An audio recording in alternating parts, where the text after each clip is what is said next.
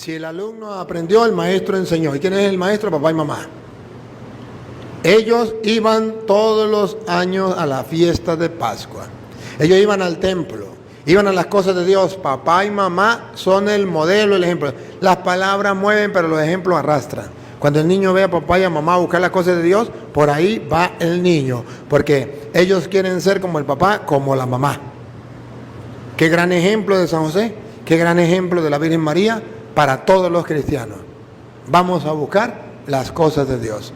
Papá y mamá, lo primero es en leer la Biblia. Papá y mamá, lo primero es en rezar el Santo Rosario. Papá y mamá, primero es ir a misa. Papá y mamá, lo primero es en confesarse. Papá y mamá, lo primero es en marcar la pauta espiritual. Cuando Jesús cumplió los 12 años, subió también con ellos a la fiesta, pues así había de ser. Pues era la costumbre, así debía ser. Subió con ellos, claro que está, tal palo, tal astilla. Si el maestro enseñó, el alumno aprendió. Y era la costumbre, pues el niño agarró la costumbre. O sea, aquí está diciendo la Biblia que los niños son de costumbre, como usted los acostumbre. Si usted los acostumbra en la casa a decir grosería, cuando usted esté con sus amigos y el niño comience a jugar con los niñitos, ¿qué va a escuchar? Grosería. Y usted, cállese la boca. Este pelado me está haciendo quedar mal. Claro, es la costumbre en la casa. Si en la casa no sabe obedecer, cuando salga en la calle y usted le diga, mire, tal cosa, es como si le hablara a la pared. Muergan los pelados de hoy día que no hacen caso. No, es la costumbre de la casa. Es lo que ustedes sembraron, lo que ustedes enseñaron. Los niños son de costumbre. Usted los forma, usted los acostumbra a bueno o a lo malo. ¿A qué los va a acostumbrar a sus hijos? Eso depende de usted. Al terminar los días de la fiesta,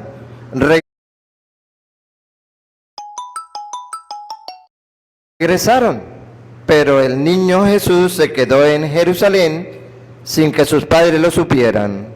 Comenzó a volar, sin que su padre lo supiera. La Biblia entonces está diciendo que a los 12 años ya el niño quiere aprender a volar. Y papá y mamá tienen que enseñar a sus hijos a volar, sin que su padre lo supiera. Ahí tiene que saber que ya los niños comienzan a hacer cosas sin el permiso del papá y mamá. Y papá y mamá tienen que comenzar a enseñarles las cosas y de irles guiando, iluminando, porque ya no es momento de agarrarle y darle una paliza. Eso fue hasta los 7 años. De 7 años adelante ya no. Ya tienen que hablarle, ya tienen que dialogar con ellos como la Virgen María y San José. Pero ya ellos comienzan a tener iniciativas. No trunque su camino. No. Camina con ellos, guíeles, hábleles. Seguros de que estaba con la caravana de vuelta, caminaron todo un día. Después se pusieron a buscarlo entre sus parientes y conocidos. Estaba perdido. Como no lo encontraran, volvieron a Jerusalén en su búsqueda. Al tercer día lo hallaron en el templo. Miren que duraron varios días que no sabían de su hijo. Es la etapa donde el papá dice que este niño yo no lo entiendo. Este no es el niño que yo formé. ¿Qué está pasando con este niño? Se me está saliendo de las manos. Y queda perdido. 3 días, perdido. Pero fíjense que la Biblia dice no es toda la vida. Son 3 días, significa un tiempo. Un tiempo. Recuerde que 7 días es el tiempo perfecto y ya representa la eternidad. Pero el 3 es la mitad del 7. O sea que no es completo, no es que el niño va a vivir toda la vida así, loco. No. Es un tiempo, es un tiempo. Pero después lo van a encontrar, ¿dónde? En el templo. O sea, que después de que el niño pasa la adolescencia va a volver a lo que papá y mamá le enseñaron en la casa. Si le enseñaron las cosas de Dios, después de la loquera que les da por ahí a los 12 años, 13 años, lo que sea, van a volver otra vez a las cosas de Dios. Y es cuando la persona va madurando y dice, mire, ya llegó a los 18 años, comenzó a madurar. ¿Y qué es madurar? Volver a lo que le enseñaron en la casa. Pero si no le enseñaron nada, ¿a dónde va a volver? Se perdió 3 días. Esos son los 3 días más difíciles para papá y mamá. Y ahí es donde papá y mamá no se adaptan. Y ahí es donde papá y mamá quieren matar al niño.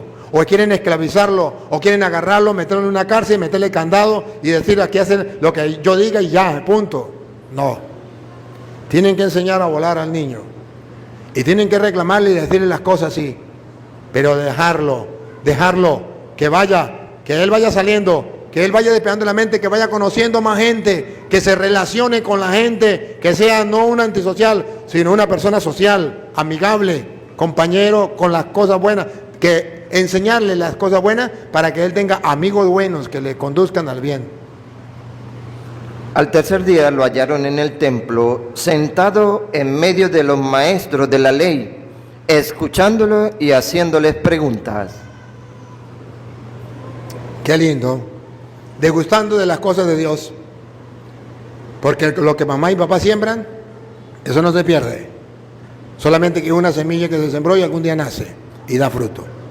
Pareciera que el monte se lo va a comer, pero no, hay que ir limpiándole el montecito, y la matica va creciendo y algún día da fruto. De eso se trata. Lo encontraron con los doctores de la ley en el templo, compartiendo, haciéndole preguntas y respondiendo. Todos los que le oían quedaban asombrados de su inteligencia y de sus respuestas. ¿Se da cuenta que valió la pena los 3 días de perdido? Los 3 días de búsqueda para papá y mamá. Fue una desgracia. Fue una desgracia para papá y mamá. Y fue lo peor que le pudo haber venido en la vida. El peor hijo, como 3 días se nos perdió y andábamos buscándolo. Pero ahora nadie podía con la inteligencia de ese niño. No hay mal que por bien no venga.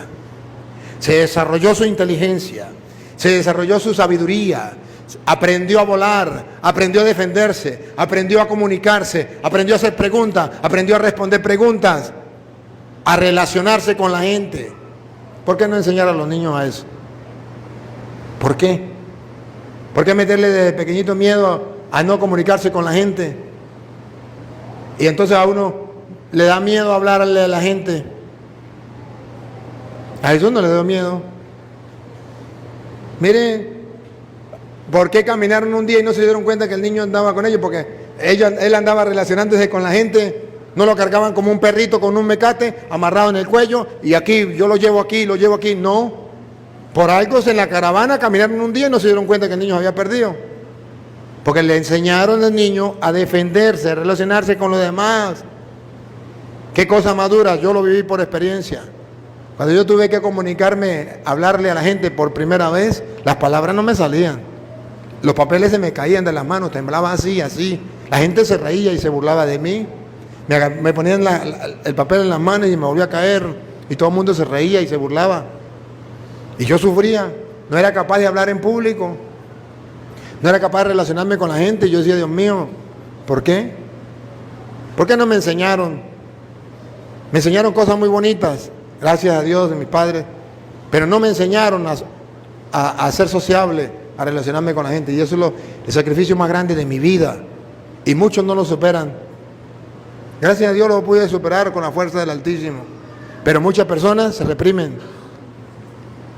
Le da miedo a ciertas cosas. Se vuelven pesimistas. No puedo, me da miedo. Y todos los talentos que Dios le da se quedan truncados, se quedan guardados. Le di tanto talento, ¿por qué no lo puse a trabajar? Porque me dio miedo. ¿Y quién es el culpable? Papá y mamá, que no le enseñan a los niños a poner a funcionar sus talentos, a relacionarse con la sociedad. Claro, eso cuesta, lleva un sacrificio y a veces no se entiende, porque papá y mamá pues ya son adultos y no van a entender a sus hijos.